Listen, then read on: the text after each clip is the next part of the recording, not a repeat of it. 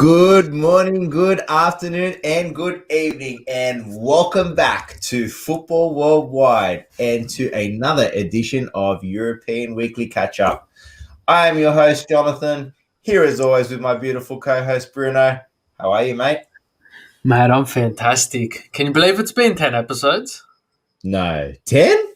This is episode 10 of European Weekly Catch Up, and it has flown. Wow. It has been absolutely phenomenal, and we've had some amazing guests and everything. But you know what? Onwards and upwards, we move on to this episode, episode 10. So, what are we doing? We're covering match day 7 of the English Premier League as well as the Serie A. We'll cover La Liga's match day 8. The Bundesliga match day 7, Ligue 1 match day 9. Around the grounds and ones to watch will be amalgamated this week because of international break, which we'll have a little chat about. But yeah, Jonathan will recap our fantastic competition we've got going at the moment. And look, as always, don't forget, guys, like, subscribe, help us help you. It's always good to have your opinion in regards to these shows. And don't forget to follow us on Twitch because we will be having some exclusive Twitch content happening there soon, very soon. But Jonathan, before we get into it, this week there was a lot of David and Goliath battles, and David ended up winning. So without further ado, let's get into the first league. First one, the English Premier League. Bruno, Yes, why don't you take the results? Go for it, mate. Yeah, so we've got the English Premier League match day 7, and there were some splendid surprises. Manchester United and Everton shared the spoils in a 1-1 draw. Chelsea, well, they conceded their third goal of the season in their 3-1 win over Southampton. Wolverhampton, well, they took all 3 points away from Newcastle in a 2-1 win. Burnley and Norwich, well, it was a 0-0 draw there, whereas Leeds defeated Watford, who then sacked their manager. So the first Premier League manager to get the sack from Watford following the Leeds defeat there. Brighton and Arsenal might be 0-0 in that fixture, but it was an entertaining fixture at that. Tottenham, they got the job done over Aston Villa 2-1. West Ham, well, they were unsuccessful in the Brentford battle, losing 2-1. And what a game that was there, to a late goal to Brentford to give them the win. Crystal Palace and Leicester City shared the spoils in a 2-2 draw, and what would most probably be one of the best fixtures of the season, let alone the week. Liverpool 2, Manchester City 2. Jonathan, we've said it many times before on this show, on many of our shows, and Manchester United, what is Ole doing there? It was 1-1 against Everton, but I messaged you as soon as the team list was announced. He left the nuclear bomb they've got on their team in Ronaldo on the bench and sent his boys to war with no weaponry. I don't even know. I don't even think he knew exactly what he was doing, to be honest, because you could tell quite quickly. I don't think it was the right decision. And the thing that got me, the thing is, this was their last game before international break. So why would you? And let's be perfectly honest. Yes, Everton haven't been all that impressive, and Man United probably should have won even without Ronaldo and whoever else they had on the park. But to me, you don't take your chances, especially with the international break coming and a couple of weeks off. So how could you start Cavani over Ronaldo? Yeah, look, I think you're spot on with that. International break is around the corner. You don't have a Champions League fixture and somewhat. But what I also want to, if I could ask Ole one question, it would be, why are you still starting Fred? He has done absolutely nothing for this Manchester United team this season thus far. And you just feel that, he was the issue, the reason they scored. Ultimately, he was the reason they scored. But Ronaldo did make an appearance, and it was, the result finished at 1-1. But Jonathan, I don't really have much more to say than that. Then is the dressing room starting to turn on Ole? Now, this is something that I heard this week, whether it be true or not. Obviously, it was reported that Sir Alex Ferguson had said they had a special guest in their box, in their commentary box, and the members area, and he had said that he would have definitely started Ronaldo. Now, the thing that goes into it a bit more, this was not supposed to be brought out. This was something that was done in a private conversation type thing that shouldn't go on out to air. Are people starting to put things out to undermine Ole? Who knows? Yeah, But look, the other thing is, yeah, sorry, mate, you go ahead. yeah, look, I think it's exactly that. People are starting to lose faith in him. The other thing is, you're hearing there are a couple of rumblings amongst some of the senior players in the group and so forth. So I think his days, he might not be as secure as what we are all thinking that he could be. So tell you what, he's got to start getting some results, because the squad that's on that park, they should be performing a lot better than what they are at the moment. And to me, that all comes down to the manager. Yeah, definitely. And look, I said it in the match day 7 results table as we were discussing what could be classified as one of the games of the season. Manchester City and Liverpool, they shared the spoils in a 2-2 draw. The first half was just, it wasn't boring. It ended 0-0, but it definitely was not boring.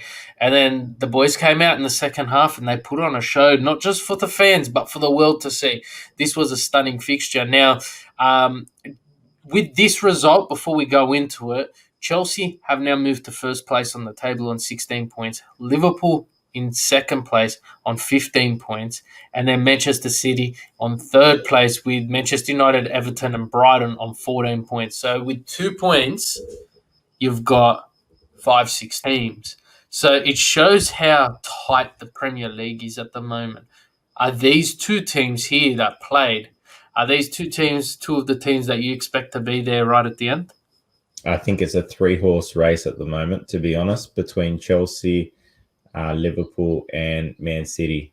Those three are probably the top three to go to the end of the season if they can keep it up. But that Liverpool Man City game, geez, that was probably one of the best games I've seen in a few years, to be perfectly honest, even as a neutral. It was just nonstop. It was end to end. You know, like Liverpool really came out after being pretty much outpassed in the first half. So credit to them. They they needed to get into halftime when they did, because you could tell that it was just building for Man City quite nicely. So Klopp did a great job to reel them in. And Bruno, what about that goal from Mo Salah? Yeah, look, it was a fantastic world class goal. You got to give credit where credit's due. And the goal itself is absolutely fantastic. I do feel it did catch Manchester City off guard. Milner should have received the second yellow, and players, manager, all in protest of that. And while that's happening, Salah's just taken off. You play to the whistle. It's the first rule they teach you when you go to your first training session of football, and you play to the whistle. The whistle is never blown. Keep going. And unfortunately, for Manchester City, Liverpool scored, but fortunately, it was a fantastic goal. Absolutely phenomenal. You did say this game is a game where you've got to take your chances, and Manchester City made and created so many chances in that first half. It was phenomenal. Liverpool were kept without a shot on target that entire first half, and they were just Foden and De Bruyne and Grealish were just a combination. They're formidable, but yeah, like you said, Klopp got the boys into the shed at the right time. Liverpool did take the lead twice, and again, they lost the lead twice. Unlucky. They should have scored with 2 minutes to go in around the 86th, 88th minute, when their forward Rodri just was on the goal line and cleared it somehow. So, deservingly a draw between the two teams. I'm a Manchester City fan myself, and I do feel it would have been a bit hard done by for Liverpool if they didn't get anything from this fixture, especially how the game came out. But like you said, for the neutral, mate, this was one for the ages. It really was. It really was. I was just, thoroughly entertained with this game, end to end. Couple of adverse calls with the not second yellow, whatever you want to call that, and so forth. But such an entertaining game. So in saying that, Bruno, I think we move on to our next league. Let's do it. Which is the Italian Serie A.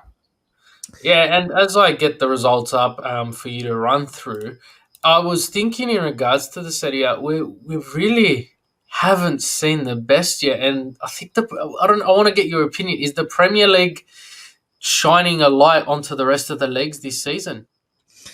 Look, it's funny you say that. There's a couple of stats out there as well. I don't have the direct numbers in front of me, but um, we love our Italian Serie A. So in saying that, it was interesting to see that the Serie A is actually the most scored goals out of the top five leagues in Europe. I think I from memory, the did see second that. was actually the Premier League, and then the You'd Bundesliga. say it's the Premier League, but you see some of these Manchester City results, 5, 6 goals in their game, and it really does blow it out. But people do need to see that. No, Sometimes it's the definitely. quieter leagues are the ones. But let's get into it, Jonathan. Here are the results. Run us through match day 7 of the Serie A. So the match day seven of the Serie A, the first one was Cagliari and Venezia playing a 1-1 draw. Then Salernitana getting a win over Genoa 1-0. The Turin derby where Juventus beating Torino 1-0. Inter Milan coming back and winning 2-1 over Sassuolo. Bologna with a 3-0 win over Lazio. That was a drop after their previous win last week in the Rome derby. Then Verona getting a 4-0 win over Spezia and coming back strong there. This was an entertaining one, Bruno. Sampdoria and Udinese playing a 3-all draw. Napoli still perfect in the Serie A, 7 out of 7 wins, 2-1 over Fiorentina.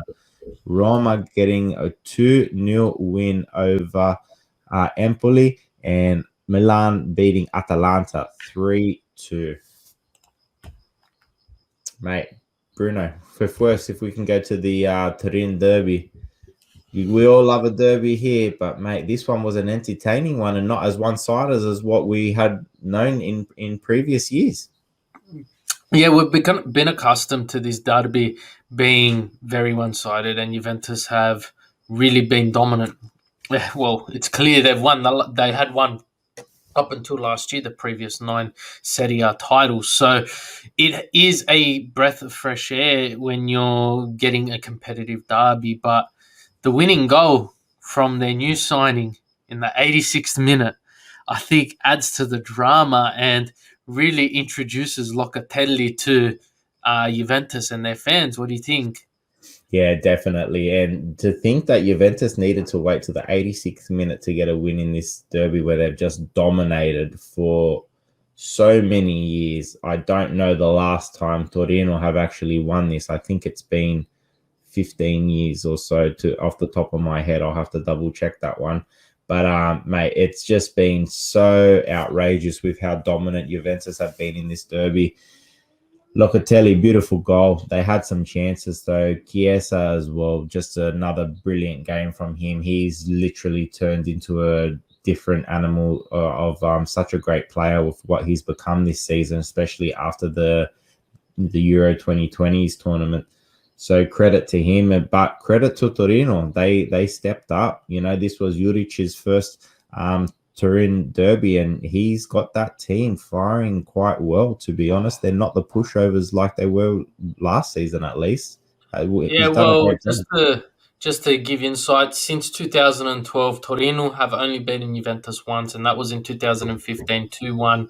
Um, they defeated Juventus, and Pirlo scored a goal for Juventus. Damian scored for Torino as well as Quagliarella. So there are some familiar faces there, to say the least. But yeah, that's how far back we have to go for that. So Wow. look, as impressive as that game might have been, Napoli, 7 wins from 7 fixtures, the only team in Europe's 5 leagues to have an undefeated, a perfect start. Sorry, a perfect start. The only team to have a perfect start.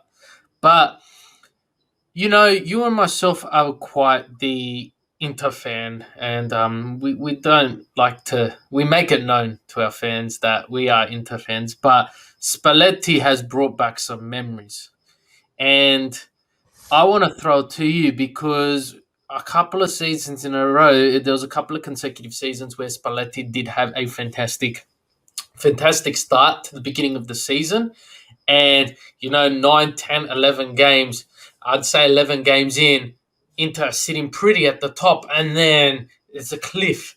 And the Inter fans started to call it the December curse. Yep. And I don't know, do you get similar vibes to this here with this Napoli? One, and two, is Napoli, have they actually faced anyone to provide them with a deep, in-depth competition per se? Or have they just beat who they've needed to beat? Well, in saying that, you need to take into account who they have beaten this season. They beat Juventus, they beat Udinese, Sampdoria, Cagliari.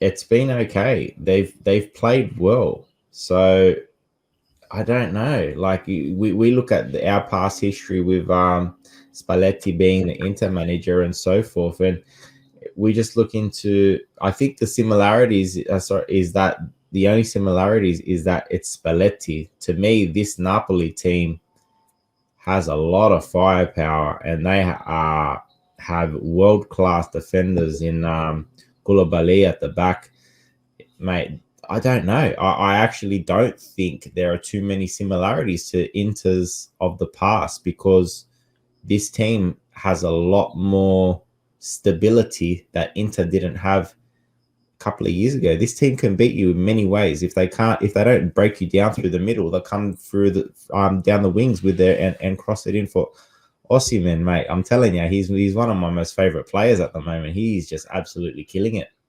Look, I think the time Spalletti had off, the 2 years he had off, following Inter, has done him the world of good, and the way he's taken this Napoli side.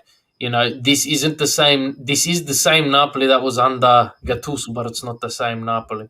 And the pedigree and the way Spalletti is utilizing his team has shown. But like you said, they defeated Juventus when Juventus were really in a really dark patch of form. But other than that, I don't think they've defeated anyone else or played anyone else in last season's top 8. So it would be really good to see how they go against the top teams. But I've said it time and time again, you can only beat the teams that are in front of you, and that's exactly what Napoli's done.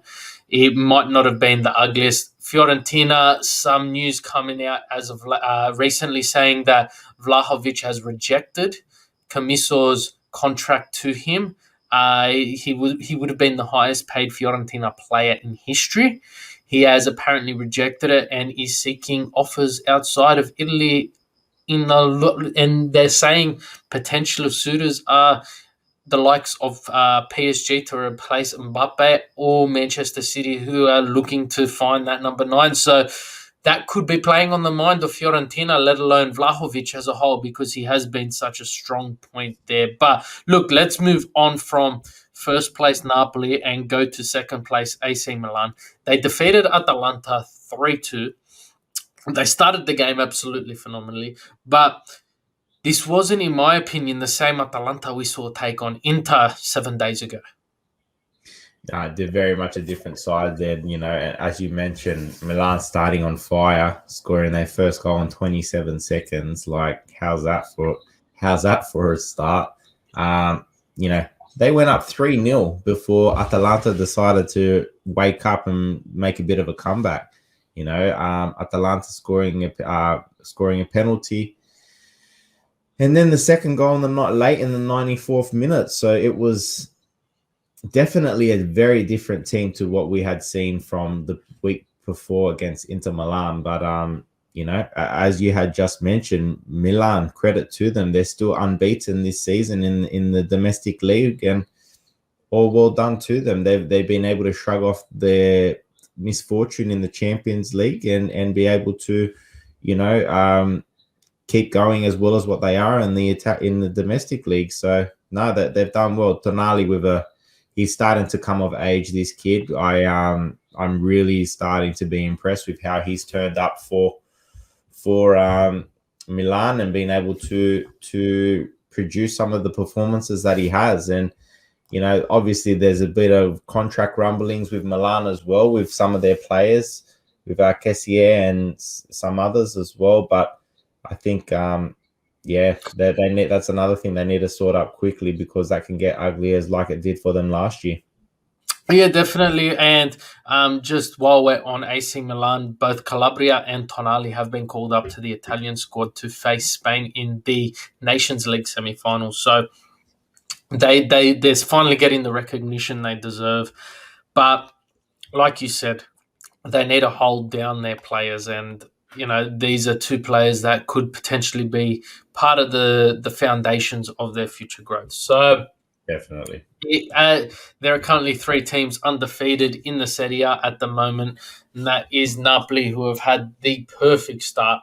And I say perfect start with all meanings of the word, winning 7 out of 7. AC Milan have had 6 wins and 1 draw, and Inter Milan have had 5 wins and 2 draws. So they are the three teams on top of the table with their perfect starts to the season. So undefeated starts to the season, I must say. So I think that is where we leave the Serie A and we move on to. The Spanish La Liga, one of my favorite leagues, as I say every week. So getting into match day 8. And geez, this had some upsets as well. Just one of the major ones. But starting from the top, Athletic Club beating Alvarez 1-0. Then Osana beating Real Vallecano 1-0. Mallorca beating Levante 1-0 as well. Cadiz and Valencia playing a 0-0 draw. Atletico Madrid way too strong for Barcelona as expected, winning 2-0. Elche beating Celta Vigo 1-0. That was actually a good game, Bruno. I actually caught that one. Espanyol beating Real Madrid, which was probably the upset of the round, 2-1. Villarreal beating Real Betis 2-0.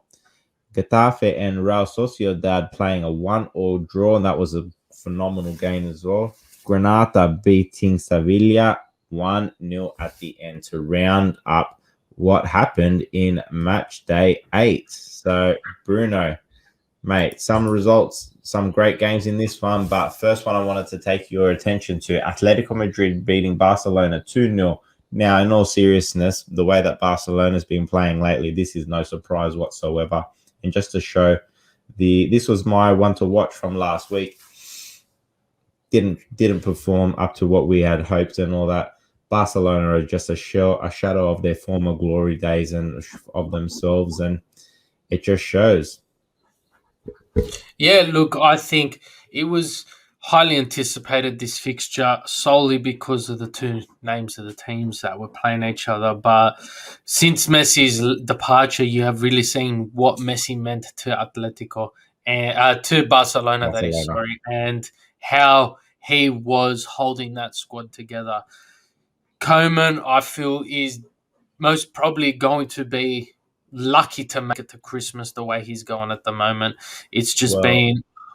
in saying that, the president came out and said just before that game that he will be their manager till the end of the season, no matter what, And no how matter many what the times have we result seen was that? in that game. Yeah, that's true too. But Yeah, yeah, imagine a Champions League without Barcelona. It would be the first in oh, many, and it'd be very hard to see, especially with the way La Liga has clamped down on spending and funding. You missing out on Champions League it would be terrible to see what would happen to Barcelona. I want to draw attention to the Luis Suarez. He didn't celebrate per se, but he did. When he scored the goal, he put the phone to his ear. And it was a dig at Koeman, who basically told Suarez he was no longer a part of their plans over the phone. And he's basically saying, well, here's my phone call to you. It was a yeah, big see you later sort of gesture, but it's really good to see Suarez picking up picking up what's been dropped for him at Atletico.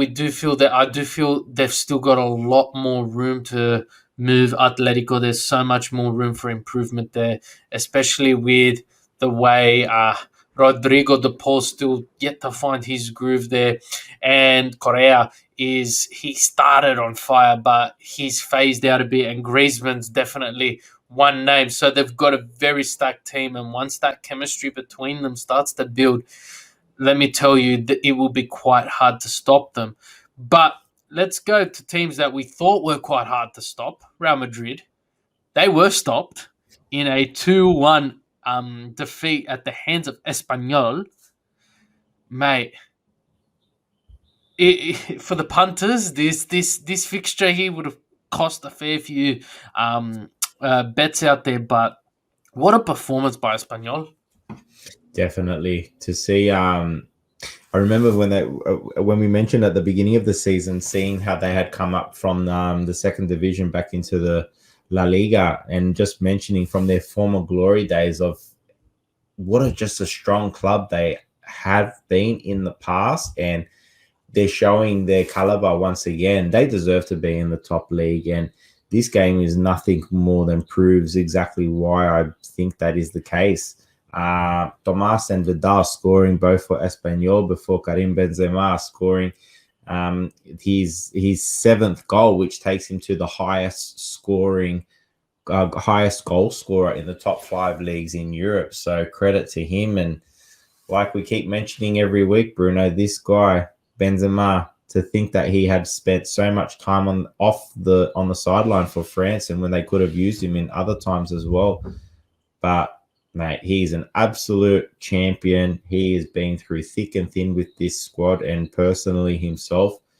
And credit to him for holding himself as a caliber amongst others and performing like he does week in, week out for Real Madrid. Yeah, no, fantastic performance by him. Unlucky to not get the result, but La Liga as it stands, Real Madrid, Atletico, and Real Sociedad all share top spot with 17 points between them. Sevilla, if they do defeat Barcelona in their game in hand, will move up to the same position as them. So it is quite the race in the La Liga. Not the normal 3 we're used to being up top, but I think that discussion will continue as the season progresses. But let's move on to Germany and cover the Bundesliga. Mate, this one had some. This was a great performance of games. This one as well, Bruno. Why don't you take us through the results? Yeah, I will do that. Match day 7 of the German Bundesliga started with Hon defeating Gütersloh 3-1. Hertha Berlin, they struggled against Freiburg in their defeat 2-1 there. Stuttgart defeated Hoffenheim 3-1. Wolfsburg, they hosted Mönchengladbach, and Mönchengladbach came out on top 3-1 there. Dortmund defeated Augsburg 2-1. Leipzig, they were too strong for Bochum, defeating them 3-0. Mainz, well, they struggled against Union Berlin in their 2-1 defeat there. Bayern Munich handed their first loss of the season, against Frankfurt in a 2-1 defeat there.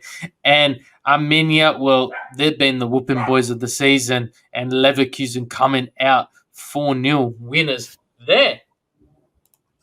Jonathan, as my neighbour's dog barks, where do we start? It was, like I said before, David and Goliaths all week, and we've discussed David and Goliaths this match day. This is the second David and Goliath battle, and David came out on top. Frankfurt, they defeated Bayern Munich. 30 games unbeaten at home comes to an end. But, mate, where do we start? Just that stat on its own, that's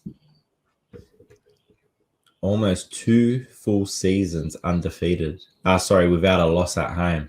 Geez, you'd love to be one of their paying fans. You're almost guaranteed not to get a loss. Well, they got a rude awakening on the weekend, didn't they? The other stat I loved on this one, Bruno, was Frankfurt being the best set piece specialists in the Bundesliga, scoring the most goals with this header that was their first goal for them.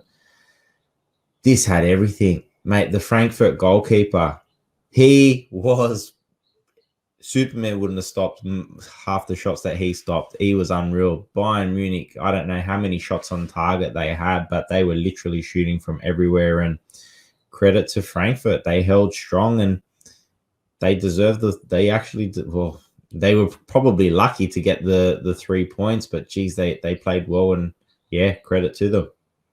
Yeah, Luke Kostic for by Frankfurt had an absolutely phenomenal fixture there, and he scored a goal and he got the assist. So look, at the end of the day, you see these fixtures, you see them week in, week out, where unexpected results, but I didn't think it'd come at the hands of Frankfurt. We move on. So we move on to Mönchengladbach, who this season they've sort of had a bit of a mission, and they're trying to get back into the Champions League. They defeated the current Champions League stars, Wolfsburg 3-1, but they started the game so well, Jonathan. 10 minutes, 2 goals. Yeah, unreal. This was I don't think I've seen a more dominant display in a first couple of minutes than what Mönchengladbach had. I can't remember the striker that went to get the first goal, but just mate right on the outside. But yeah, that with a bicycle kick over the top, unreal. Just the athleticism of some of these players and what they can do. Yeah, just so good. And then to have Wolfsburg's downfall was having the what's his name? I can't repeat that name, but one of their players having a second yellow card. Lacroix. That's the one. Thank you, Bruno. Lacroix taking out one of the players in the box and giving Mönchengladbach a penalty shout, but geez, he stood up and stopped the penalty. So credit to him. Yeah, and look, VAR also overturned a second red that was given to Wolfsburg. So make note of that there. But Wolfsburg, they started so well this season in the Bundesliga, and you start to see the wheels falling off the wagon there. They're not doing too well. They lost to Hoffenheim. They drew with Sevilla at home, and then they lost to Mönchengladbach. So, they currently haven't won a game in their last 5 fixtures, and that includes 2 Champions League fixtures as well. So it's and from giving Van Bommel a rap that I did a couple of weeks ago, it looks like the commentator's curse, or so to speak. Well, we'll call it the Jonathan curse today, Bruno, I think. So I seem to give teams a rap, and then they start to underperform, which we'll get next to in our next league. Yeah, but before we get into that, so we look at the Bundesliga. Bayern Munich now share first place with Bayer Leverkusen, both on 16 points. Dortmund and Freiburg are right behind on 15 points, and Wolfsburg in 13 points. So that's how they have shaped up. It's a lot tighter than you would have thought. But RB Leipzig, mate, they're all the way down in 8th on 10 points, already 6 points off the pace. So I don't think they'll be causing any problems there, so to speak. But let's move from Germany to France. Ligue 1. So, match day 9, we had some amazing fixtures there. Lens, they defeated Reims 2-0. Montpellier and Strasbourg, they shared the spoils in a 1-1 draw. Nice defeated Brest 2-1. My God. David and Goliath battle. This is the biggest Goliath you would have seen. Rennes defeating PSG 2-0. Nantes and Troyes Nantes beat Troyes 2-0, sorry. Monaco, they're starting to find their form, defeating Bordeaux 3-0. Agnes defeated Metz 3-2. Lorient and Clermont-Foot shared the spoils in a 1-1 draw. Lille, they defeated Marseille 2-0, and the round was wrapped up with Saint-Etienne and Lyon sharing the spoils in what was a 1-1 draw. Jonathan, my gosh, let's go straight into it. This team is a FIFA dream team. It is the team you would build if you had no financial fair play, all the money in the world, and it's happened. And they just come off the back of beating Manchester City 2-0 in the Champions League and lose to Rennes 2-0.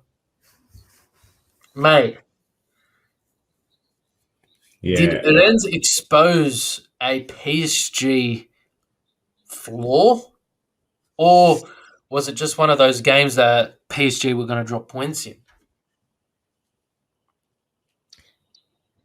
it's easier. It's you know what, mate? You actually stumped me because we know PSG have their defensive flaws, which is why they bought Sergio Ramos, which he's still yet to make to play yet for them. So Injured still. yeah, he's still injured. Donnarumma, the best Italian goalkeeper, letting in two One of goals. the best goalkeepers.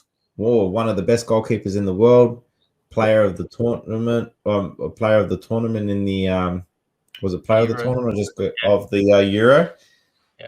Stepping up, causing a little bit of a scene in the off season, going to make his mark for PSG, finally getting a couple of games starts and all that, and it's not just him. The defense in PSG is absolutely terrible.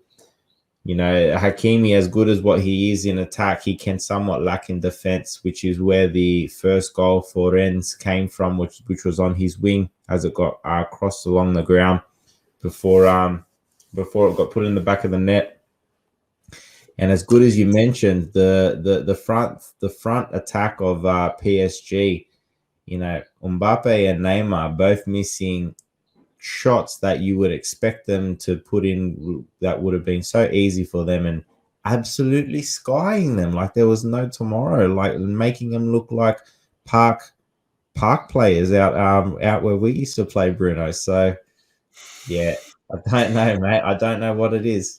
Yeah, look, you mentioned Hakimi. Well, he did give away a penalty very late in the game, and VAR did overturn it. But the only reason they thought it was a penalty was that if there was contact, it was definitely a penalty. You couldn't really tell, but he was caught off guard. He was caught off guard, and you know, PSG were pressing, and they just failed to get the goal. And sometimes you see that happen. We saw it in the Bayern Munich game, we saw it in the Real Madrid game, and we've seen it in the PSG game. Ultimately, does it hurt their title race? No, it doesn't. They could drop this game and they can win the next 10 straight. So ultimately, it's not like it's threatening their campaign, and most probably beneficial they happen in the French league rather than the Champions League. So, do I see this causing any problems? No, not really. But I do see someone causing problems, and that's you. Um, 2 weeks ago, in episode 8, you made a comment of how good Marseille is doing, and how they've got a game in hand, and if they win that, they'll be 1 point behind PSG. Since you said that, they lost one game, and they drew one game, sorry, and lost the other two. Jonathan, we're talking about your curse here. It was lightly alluded to in the Wolfsburg fixture, but my gosh, this look, they lost 2-0 at the hands of the current champs Lille, but Marseille, the wheels have fallen off in the last 2 weeks. They've played 3 fixtures in domestically, and they got 1 point from a possible 9. Yeah, I think I got to stop putting the mocker on certain clubs, or maybe I should put it against the ones I don't like, so that they'll start underperforming, and see if that helps our bets and tips on that, mate. So, look, what do you say? What a just Lille starting to perform again, which has been great, and Davies. Mate, Jonathan David, what a great player he is. Like I said, hey, another brace on the weekend, so well done to him. He's actually gotten a few goals this season already now, so he's been performing quite well. He's got some speed on him, he's got some toe, that's for sure. But yeah, Marseille, geez, I did put the curse on him, I think, mate. Yeah, no, you did definitely say something. Look, I thought maybe the tables could have turned. Yeah, when we spoke last week, and this was one of the ones to watch. I did say it would all be pending Lille's Champions League fixture, and they did lose to Salzburg, I believe, 2-1. So that did happen, but overall, Marseille have been lacking. We talk often about them. They lost last week. They drew the fixture before that, and they also drew, I think, against Galatasaray in the Europa League. If I can stand corrected, yes, correct. So that did happen. Um, Unda did get a red card, but it was they didn't look threatening. So you can argue that point, but they didn't look threatening. I think this international break, and we'll get into it shortly, but it could not have come at a better time for Marseille, to say the least. Whereas you can say the complete opposite for Lille, who have finally found form. But that is the top 5 leagues we've got covered for the week. So we now move into our other segments here. I will hit the button this time around, Jonathan.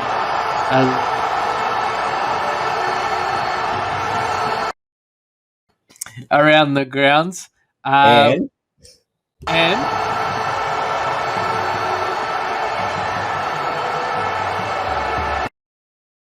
yeah, so we've combined both of them to one, because we essentially have both ones to watch and around the grounds. There is no domestic football, so our around the grounds is our ones to watch. But look, around the grounds is generally we pick a fixture outside of the 5 leagues that we cover here at European Weekly Catch Up.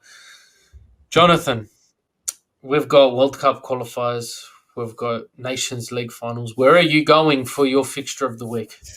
I am going in our backyard. Yes, Australia. Australia Socceroos versus Oman.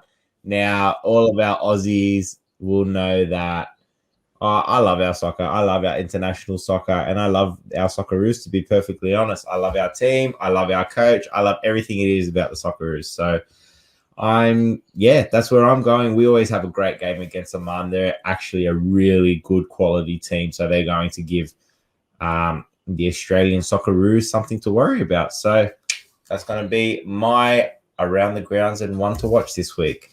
Bruno, over to you. So I moved to the semi-finals of the UEFA Nations League.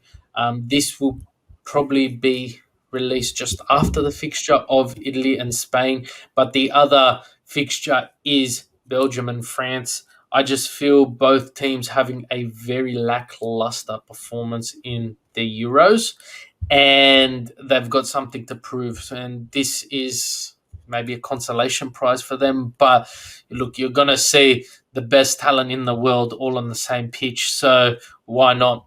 Essentially, why not? But while we're on the topic of international break, I just want to throw it to you quickly before we sign off, Jonathan. Is it starting to get a bit much? Are we starting to see too much international football and it impacting domestic football? We spoke about this just before the last international break. Only, what was it, 2 weeks ago? 3 I think weeks. it was 3 weeks ago. To think that we've had this year already such a jam-packed season, the normal domestic seasons.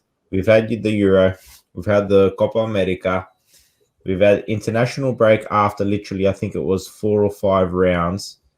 Then we had the international break. Then we had another 2 to 3 rounds of football, and we're on international break again. And we're only at the beginning to midway point of October. Like, this is, I don't know how players do it these days, and the fact that they're pushing players to a certain extent, and people need to.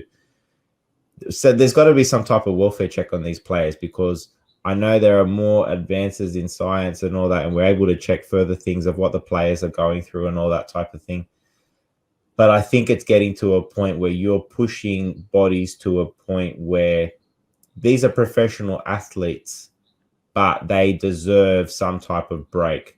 To be playing 50 plus games a year, even 60 to 70 with some certain players, it's just not right. I just think it's you're getting to a territory where you're pushing a human body to fail and Yeah, look at break down. Pedri. He signed with Barcelona, I believe it was. He Yeah, played the entire season. He played Champions League. He then went on to play Euros with Spain, and then he went to play the Olympics with Spain. The guy had no break. And this is the second international break of the campaign. Mid November, we also have another international break. So, look, we come back and have another 4 fixtures or 5 fixtures, and then we're back into international break. Um, Personally, I don't agree with the magnitude. Last international break, it showed a lot of flaws in the system. And the reason I say that is there was a couple of La Liga fixtures which were postponed yeah, due to the Southern American fixtures being played so close to the domestic. I think there was less than 48 hours between the two fixtures. And in some cases, I think it was 24. It was stupid numbers. I, there's got to be better planning. But at the same time, we're living in unprecedented times. COVID has thrown everything into disarray across the world. And I think we're quite fortunate enough to be able to still experience the football, but they're playing catch up at what expense? They were fortunate enough to push the Euros back a year. Like, look, if World Cup gets delayed, is it the end of the world? I don't think so. Yeah, I get there's a lot of money involved, but you can't have a World Cup if you don't have the best players there. And the way we're going, these players are going to get burnt out. They're going to cop injuries. You know, Domestically, there is so much money invested in your medical staff, your training staff. You know, Manchester City's medical facilities, PSG, etc. They have the best of the best. When you're going on these international fixtures, you're not in your own country half the time, so you're only given what's there. And you look at I think it's England traveling to Andorra. You're looking at, well, what are their best features probably wouldn't even feature in the top flight of the divisions of the top flight of the domestic leagues, because there's such a high standard. So ultimately, you're spot on.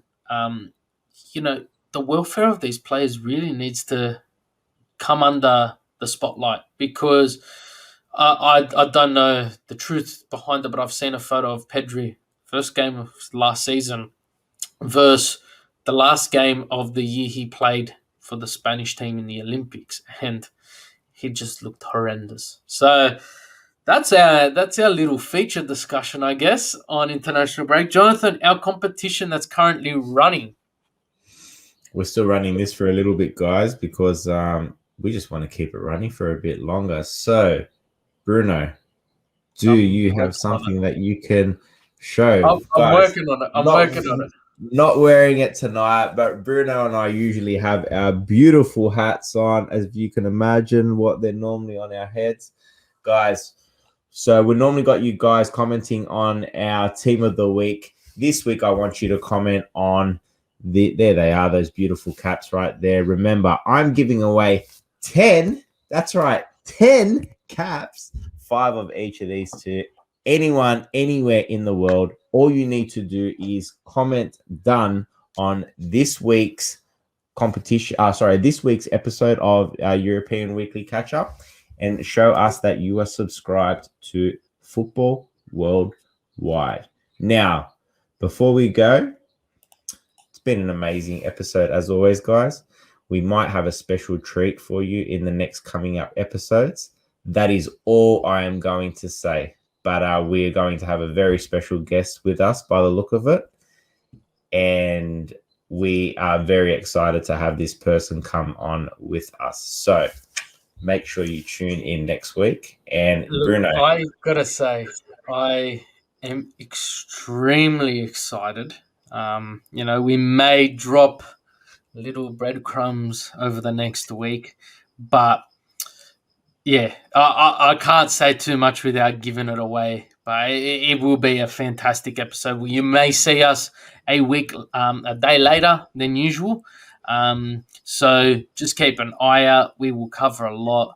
But yeah, Jonathan, all credit to you, mate. You got it done, and I think this is going to be the start of something nice in regards to content-wise.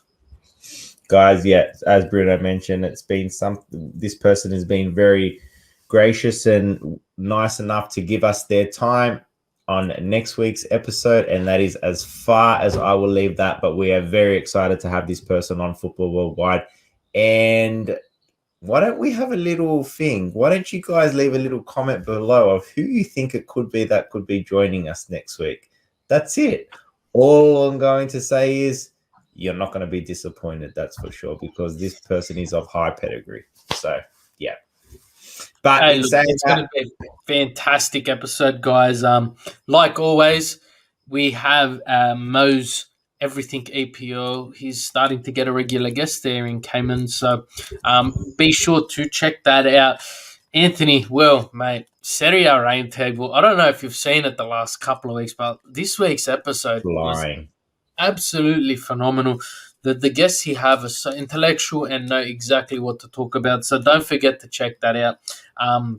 And European Weekly Catch Up with Jonathan and myself. As always, mate, before I hand it to you to say goodbye, don't forget to like and subscribe. Comment done on this video. We'll make sure to get the merch out to you guys. But Jonathan, thank you as always. Ciao ragazzi, love you all. We'll catch you on the next one. See you guys. See ya.